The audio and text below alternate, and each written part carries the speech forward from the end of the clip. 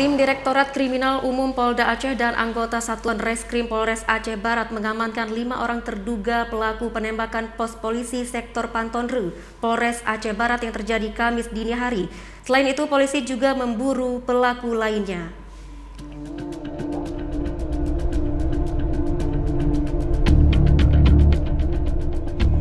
Beginilah rekaman CCTV saat penembakan terjadi di pos polisi Pantonru, Kabupaten Aceh Barat. Dari 5 terduga yang terlibat dalam insiden penembakan pos polisi hingga Jumat siang masih sedang dilakukan pemeriksaan oleh tim di Reskrim Polda dan Reskrim Polres Aceh Barat. Terhadap 5 orang yang diamankan warga Kabupaten Aceh Barat tersebut, polisi tengah melakukan penyelidikan terhadap motif dan alibi terduga melakukan penembakan. Dari lokasi, polisi mengamankan barang bukti sejumlah selongsong dan proyektil kaliber 7,62 dan 5,56. Namun belum diketahui pasti jenis senjata yang digunakan pelaku.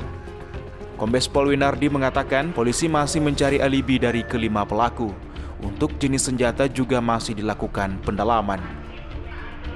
Dari pagi kita sampai siang tadi, kita secara maraton mengamankan 5 orang yang terduga diindikasikan melakukan penembakan di Pospol Pantonru. Nah, tapi kita tim lapangan masih melakukan pendalaman, pemeriksaan terkait dengan alibi mereka dan motif dari mereka. Jadi kita masih menunggu hasil pemeriksaan dan pendalaman oleh tim lapangan apakah kelima orang itu terkait dengan dengan penembakan atau tidak, karena peristiwa penyerangan pos polisi di Aceh Barat itu terjadi Kamis dini hari. Tak ada korban jiwa dalam insiden penyerangan tersebut.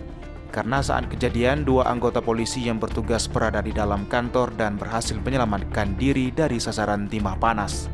Dari Kota Banda Aceh, Taufan Mustafa, iNews melaporkan.